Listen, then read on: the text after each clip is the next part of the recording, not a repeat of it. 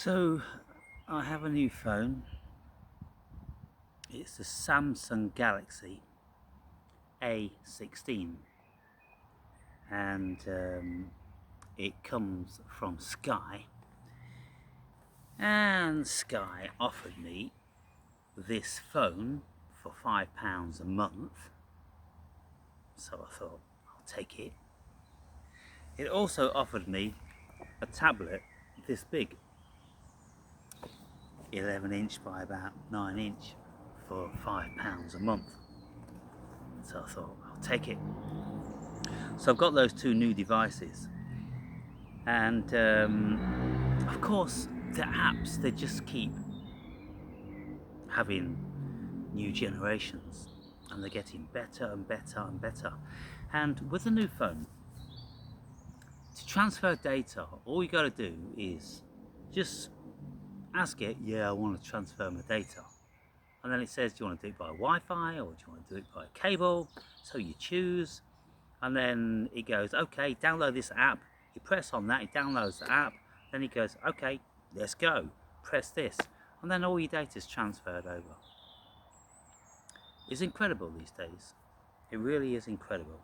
And it's very idiot proof.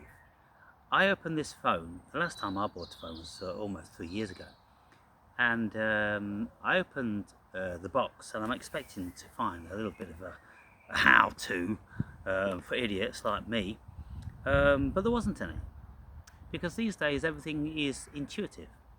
It's very, very easy. It tells you, hey, do you want to do this, do you want to do that, just got to press this, just press that, download this, download that. And if you need some stuff, it says, hey, you still need to do this stuff, so you go, oh yeah, do that stuff then. And it's becoming amazing. It's becoming amazing. So I've been speaking to a friend in recent times, and this friend also is speaking to AI. Well, I've got two friends, one male and one female, that are engaging with AI and asking them all different sorts of stuff, and they're blown away by the answers. It's becoming really, really bizarre. So, this is the world we live in, people. There's that facet of it, the Matrix, and then there's this facet of it, which is the natural environment. And so it's really, really important for me to be firmly immersed in the natural environment, but I still need a tiptoe in AI, because I've got to keep up to date. You need this stuff to do everything that you need to do, all your banking and your buying and your booking and your recording and all that. We need it. So, having said that, I'm here reading this. Now, I'm up to lesson number 19, which is effectively chapter number 19. It's 245 pages into a 440 page book. It's taking some time, so I'm over halfway now, but I'm not rushing. Why do I need to rush? I don't need to rush. So I'm reading one lesson a day, and I'm absorbing it, and often I'm making videos, and so I don't know what number video this is, 12, 15, something like that, the way of mastery. So I'm going to be speaking about the way of mastery. That's from lesson 19, and it says here, surrender the dream of the dreamer. Because what it says in this book is that our life is a dream, and we're being dreamt by consciousness. And this is what I've been saying for many, many years. And it's really interesting to read. This comes from the Shanti Cristo Foundation, which is based in America. And it's written as if it was Jesus who was speaking to us. And he's not telling us that we have to bow down and worship God. He's telling us that we are God. And so this is why I can have a very high level of acceptance, because this is what I believe. This is what my experience has told me, has shown me, that we are God. And anybody that believes in a God in the exterior, or anything in the exterior, is in a delusion. They're firmly immersed in the dream. So,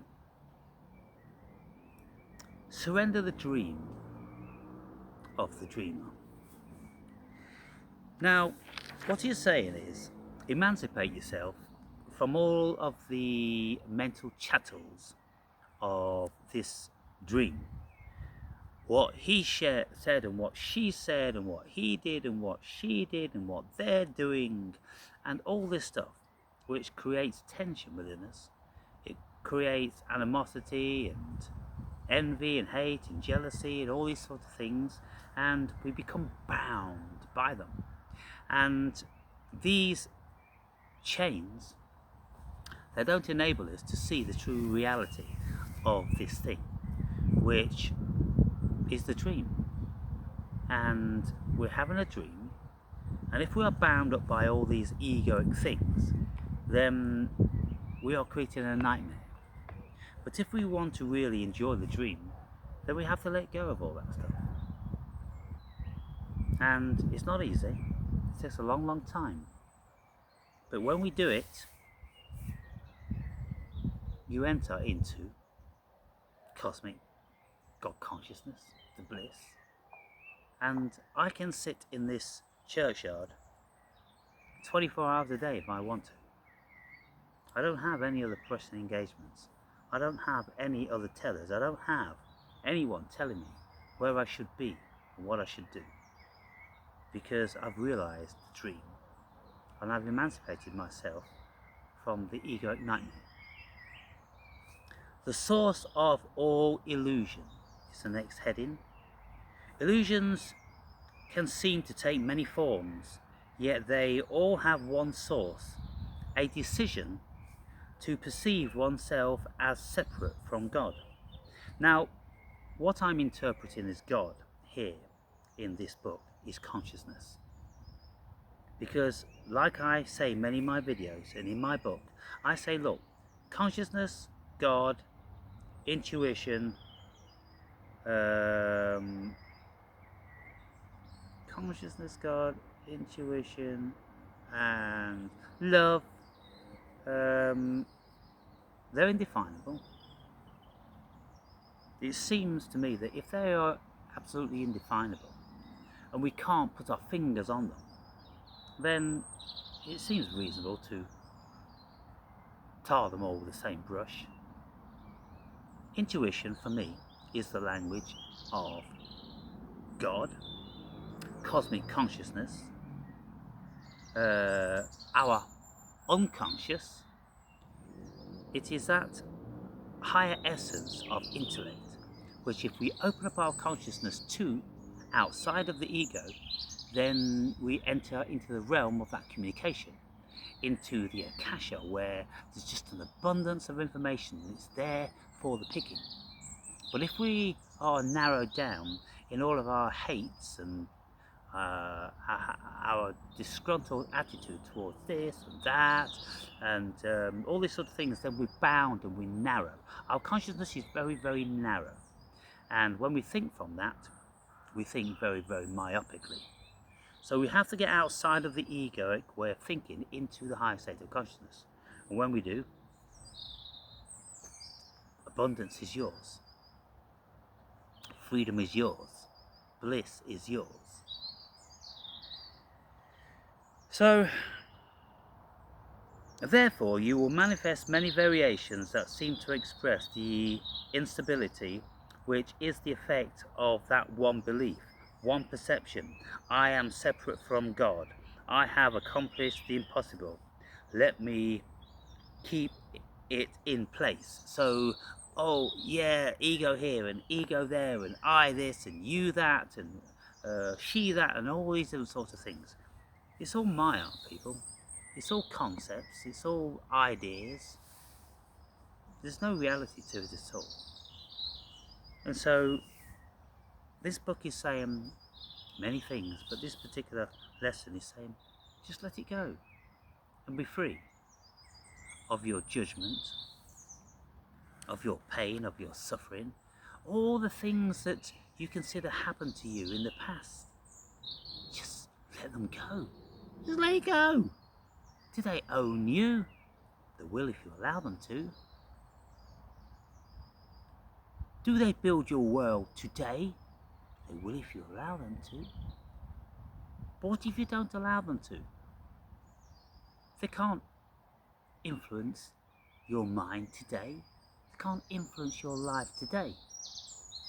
I have a sister who was traumatized as a child by our stepmother, and she holds the deepest of hate and vitriol for that woman. Even though she's been dead now about 5 years, still she holds the hate pertaining to the memories. And I'm like, why do you want to fill your body and mind with hate? I will never let that bitch go. That bitch this and that bitch. I'm sorry, she's dead now, for goodness sakes. The only thing that you're keeping alive is your hate. And it's in your body, it's in your mind. What is wrong with you? Are you a fool? But of course she's a fool. She is completely egoically bound. She could never ever see anything outside of the ego. I tried on many occasions. I can't penetrate the power of that ego. So it seems to me that soul has come here for that journey. So I leave it to it. I can't communicate with her.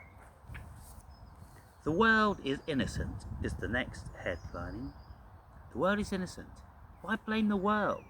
Why blame the weather? Why blame society? Why blame seismic shifts? Why blame a meteorite? Why blame anything? Why blame? It just is. Just accept it. And that way you won't carry the weight of it. You see?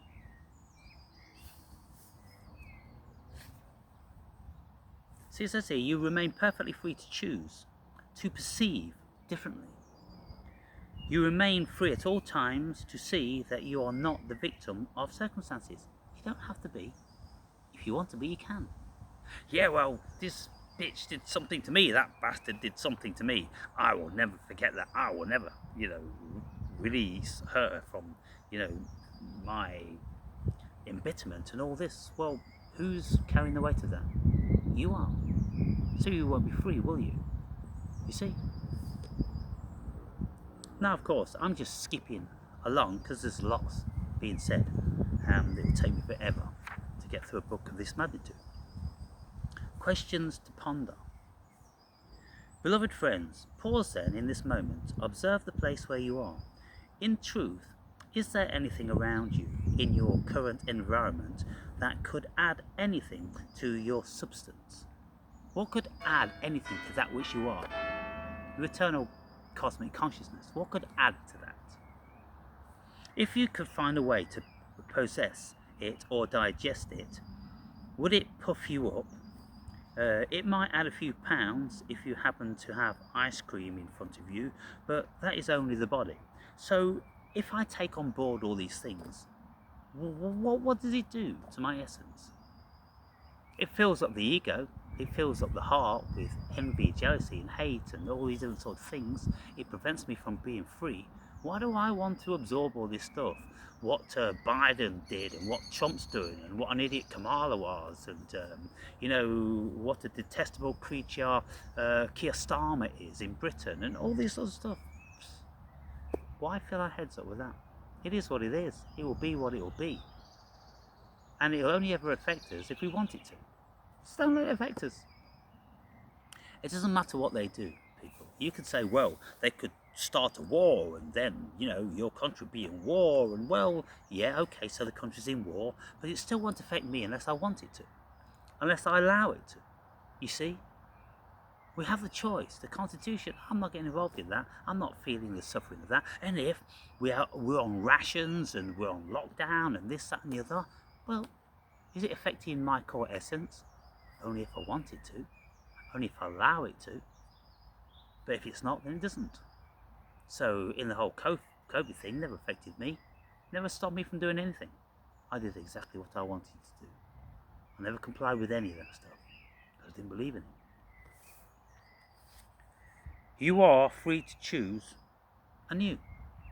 You are free to choose whatever you want to feel, believe in, be affected by. You're free just to let it go, just dismiss it. How many people can actually do that? How many people will find that immensely difficult?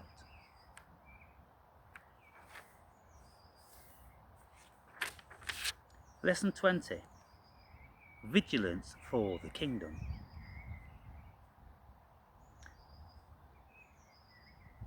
And indeed, once again, greetings to you, beloved and holy friends. We come forth to abide with you because you have asked. We come forth to abide with you because we are part of you. We exist where you are. We abide as the truth of what you are. Therefore, beloved friends, please well understand that when we reach back into time, into the field of what you call physicality, to create a communication medium with you, we do not come to you from some other location. We come forth unto you from depth, the heart, the essence of that which mind is, that which love is, that which consciousness emerges from. We come forth from reality, and we join with you in the only place that genuine communication can occur, in reality. So whatever we consider reality to be, that's of course subjective.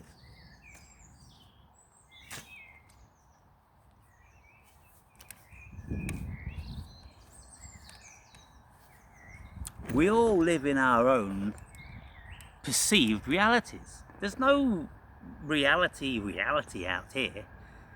Your reality is your reality. My reality is my reality. Your partner's reality is your partner's reality. Just listen to each other to see that we don't share the same reality, people. We are all firmly encapsulated, 1 billion% in our own world, in our own subjective experience. There is no objective experience going on here, people. It's a very, very metaphysical, difficult thing for many uninitiated persons to get their heads around. But if you give it time and you stick with it, you'll start to get your heads around it. What you desire, you experience. So if you desire, everything within your consciousness is going to be taking you towards that desire. Because desire is a very, very powerful thing. And so ultimately, if you desire, like Jim Carrey did, to be a movie star, be on the stage and be loved by millions, well, he stuck with it. And this goes for, millions and millions of people. I desire to be able to sing in a proficient and pleasing way. And I'm getting closer every single day. And ultimately, my desire will come to fruition because I put the time and the effort into it. Desire is a very, very powerful thing. If you desire to be the boss of a company, then if you stick with it and you really are desirous to be in that position, then ultimately most of us can achieve that.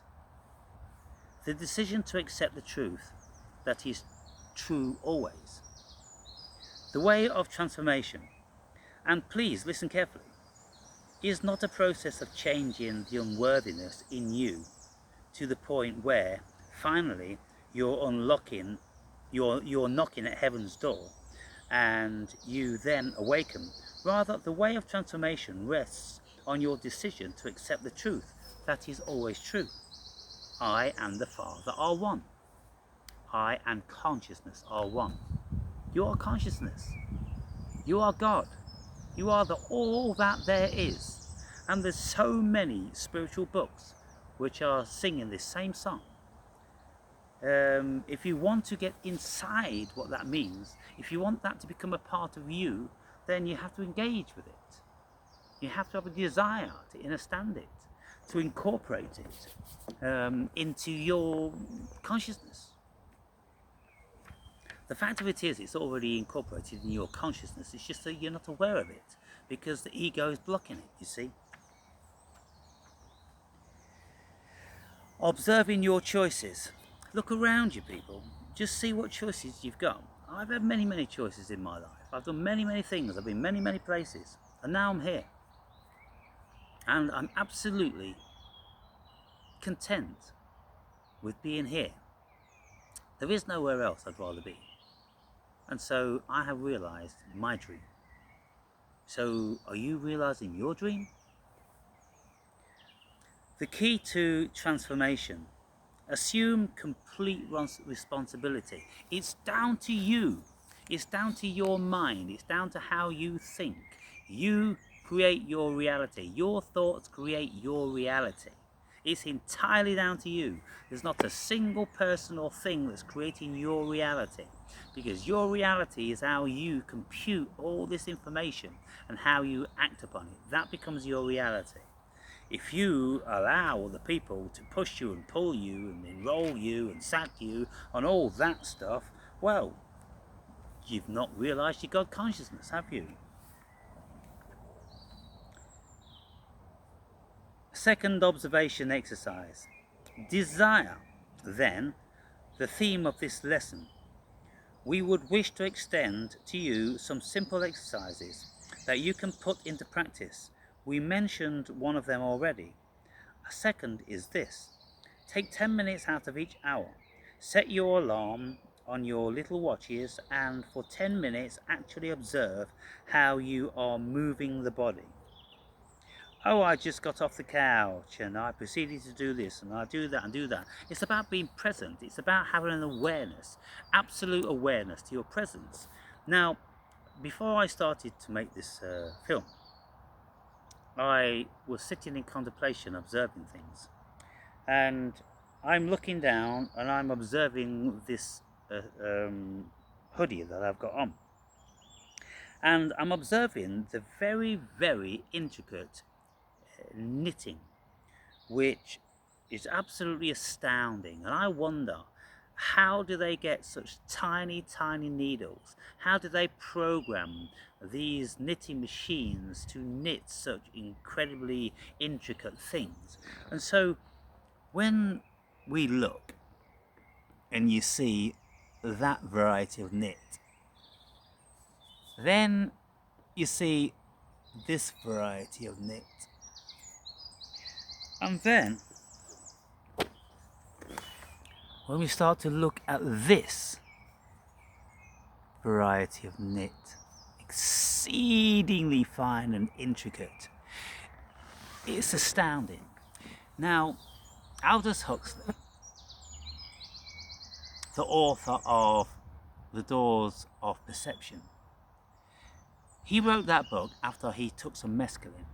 And when he took this mescaline, he was transfixed with the pleats and folds in his corduroy trousers as he gazed upon them, never ever having that experience before, never having the consciousness to look closely to the genius and intricacies of how these things are made, and just wonder and imagine and just embrace this knowledge that is all around us. And so then when we look upon a blade of grass with a microscope, and we look at the flower, and we look at a tiny creature, we just are astounded. We've awoken. You see, that's what these entheogens do. They awaken us to observing things, to be present and looking and marveling and inquiring and questioning. And you know, there's a billion things to look into, but if I remembered, then I'd go to my computer and I would go, how is it that very, very fine knitted garments are created? And then I can watch videos on it, you know, with all the wonderful stuff, and it's kind of like, wow, who invented all this stuff? It's all out there. It's just a massive amount of everything. I was sitting here and I'm looking at this church behind me, and I'm looking at the windows and I'm pondering how the windows were constructed, and I'm envisioning that they needed to have been built within a template, because if we just turn around and look at those windows, how were they built? how were the stanchions in the middle, those sandstone stanchions, how were they placed with stability? It seems to me that they have to have been sitting on dowels. They have to be sitting on dowels to give them the structure and the stability. And then they have to have been placed. All that must have been placed within a wooden template, whereby they're placing the stones and then building up the wood around them, and then eventually when they've got all that arching built in within the stability of the parameters of this wooden enclosure, then they would cement the blocks on top, and then they'll build the wall on top, and then when that had gone off and become solid, then they would take the wooden template away.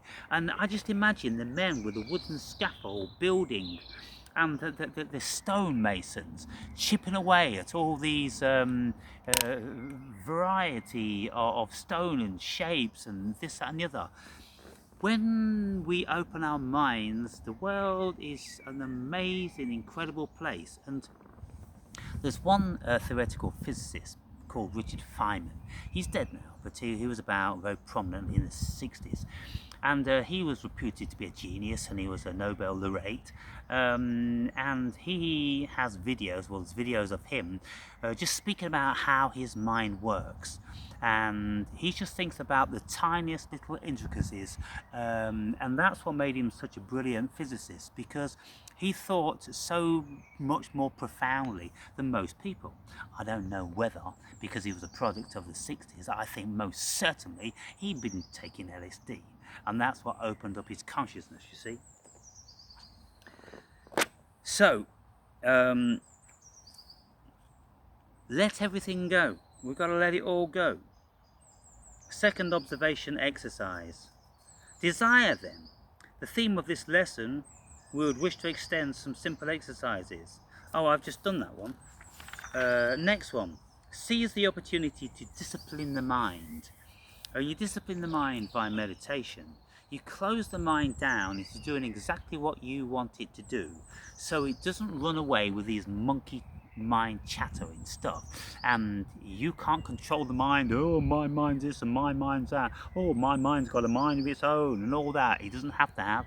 You can absolutely, completely and utterly close down your monkey mind chatter until you don't think of a single thing. Your mind is completely empty. It's doable, people, and that's what you can gain via meditation. And then when you don't have this incessant monkey mind chatter which distracts you here, distracts you there, you can think very, very clearly, very, very precisely, and you can follow a lineage of logic and rational thinking. That's what makes very fine philosophers and thinkers. So the next chapter is 21. Lesson 21. Allowance is the doorway to the kingdom. Allowing you yourself to be free. You've got to allow yourself to let everything go. You have to allow to be in the moment. You can't have any constraints, and you can't be pulled and pushed and bullied and manipulated, because if you allow yourself to do that, you'll never get this moment of peace, this tranquility. You will never sit in a churchyard on this beautiful sunny day like I am now, without a single care or thought in the world. I just come here just to increase my consciousness and my enlightenment, and to help you, the viewer, to do that also. That's my job as an enlightened being. I have to pay it forward. And I've known intuitively that I could never do any other job save for this, because this is the price I have to pay for my bliss, for my enlightenment, for my expansion of consciousness, for whatever I am gleaning with my earth sojourn this particular time. Paying it forward is the natural obligation of an intelligent person. We have to pay things forward. We have to pass the baton. We can't just die holding all this information. What purpose does that serve for the cosmos? What purpose does that serve to the species? Nothing. And so this is why I have the greatest of